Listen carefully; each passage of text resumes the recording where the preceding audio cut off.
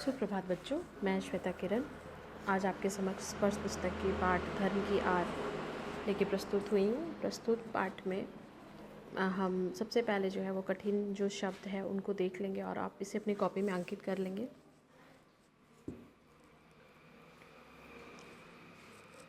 सबसे पूर्व हम देखते हैं इस पाठ का लेखक परिचय।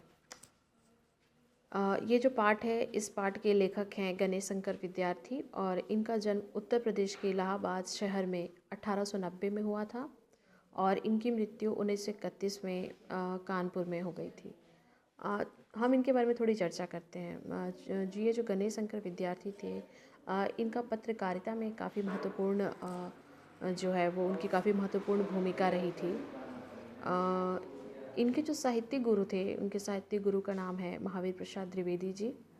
और ये जो गणेश शंकर विद्यार्थी थे, इनका जो ज़्यादातर समय था वो जेलों में ही बीता, चूँकि ये पत्रकारिता से जुड़े थे और अपनी लेखनी के माध्यम से लोगों को जागरूक कर रहे थे।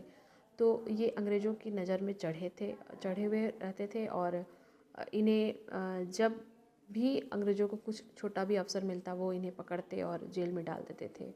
और इनके जीवन का जो अंत है वो भी काफ़ी दुखद रहा। कानपुर में 1931 में एक सांप्रदायिक दंगे को शांत करवाने के टाइम इनकी मृत्यु हो गई। जो विद्यार्थी जी हैं, इन्होंने अपनी लेखनी में गरीब, किसान, मजलूम, मजदूर आदि इत्यादि के बारे में लिखा है। उनके दुख दर्द को इन्होंने अपनी लेखनी में स्थान दिया है और इस प्रकार की काफ़ी रचनाएं इन्होंने लिखी हैं। ये जो पाठ है जिसका शीर्षक है धर्म की आर, इस पाठ में जो विद्यार्थी जी हैं उन्होंने उन लोगों के इरादे और कुटिल चालों को बेनकाब किया है जो कि धर्म की आर में आकर लेकर जन सामान्य को आपस में लड़वाते हैं और अपने स्वार्थ की सिद्धि करते हैं।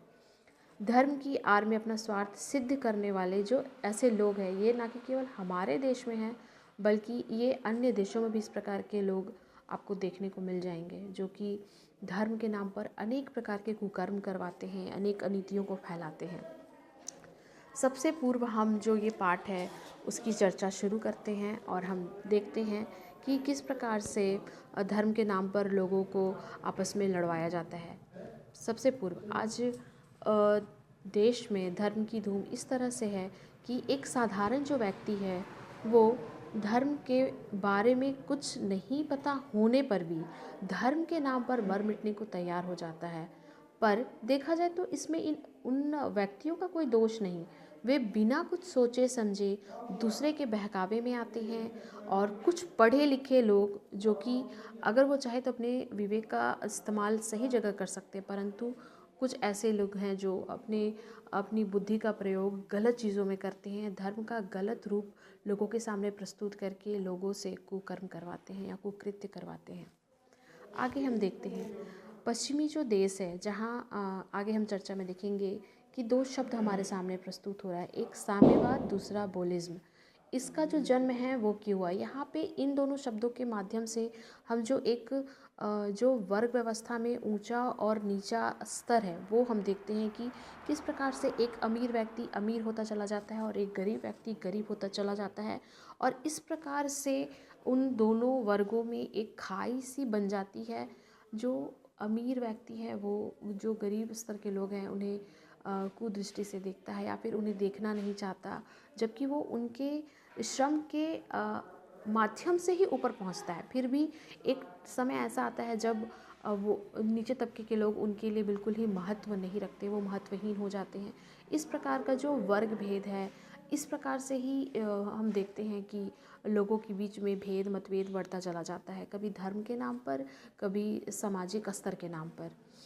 व्यक्ति जो है वो अपनी इच्छा अनुसार, धर्म का जो वास्तविक रूप है वो ये है कि व्यक्ति अपनी इच्छा के अनुसार धर्म को अपनाए। उसकी जो भी भावना है धर्म को लेकर, वो उस भावना से उस धर्म को अपनाए।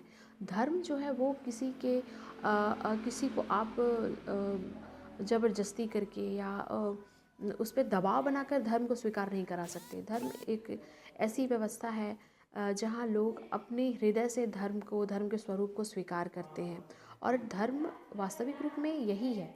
धर्म में हमें उदार होना बताया जाता है, हमें इंसानियत की सीख दी जाती है।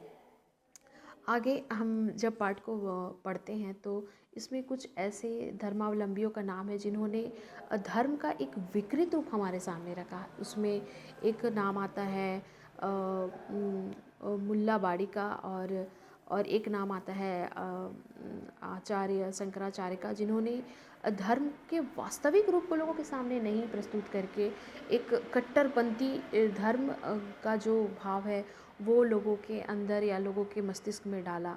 उनके मतानुसार जो धर्म है उसको कट्टरता से निभाना ही धर्म है, जबकि ऐसी कोई बात नहीं है। धर्म जो है ये एक बहुत ही सहज विषय है और इसे लोगों को बहुत ही सहजता से लेना चाहिए, क्योंकि बार बार मैं यही कह रही हूँ कि जो धर्म है वो हमें उदार होना सिखाता है, वो हमें नैतिकता की पाठ पढ़ाता है, वो हमें इंसानियत के लिए आगे बढ़ना बताता है। वहीं जब हम इस पाठ को आगे देखते हैं तो हम देखते हैं कि किस प्रकार से महात्मा गांधी ने धर्म का जो सबसे महत्वपूर्ण तत्व है उसे उदारता के रूप में प्रस्तुत किया। उन्होंने कहा कि उदारता ही हमारे धर्म का जो सबसे महत्वपूर्ण रूप है, और अगर हम देखना चाहें तो हम धर्म को एक बहुत ही सहज और सुलभ रूप में देख सकते हैं, क्योंकि जो धर्म है वो हमें इंसानियत सिखाता है, ना कि हमें धर्म के नाम पर, मज़हब के नाम पर, कुछ धर्मावलंबियों के कहने के अनुसार हम एक दूसरे को ना समझते हैं, हम एक दूसरे के खिलाफ हो जाते हैं। धर्म हमें ये नहीं सिखाता। और इस प्रकार से बच्चे आप पाठ को अच्छे से पढ़ेंगे। अंत में मैंने पाठ में का जो भी वस्तुनिष्ठ है वो आपके सामने प्रस्तुत किया है, और अंत में उत्तर कुंजी भी है। आप इसे आराम से देखेंगे, पढ़ेंगे, इससे आपको पाठ को समझने में सहायता मिलेगी। इसके साथ ही मैं अपने वाणी को यहाँ आराम देती हूँ। धन्यवाद।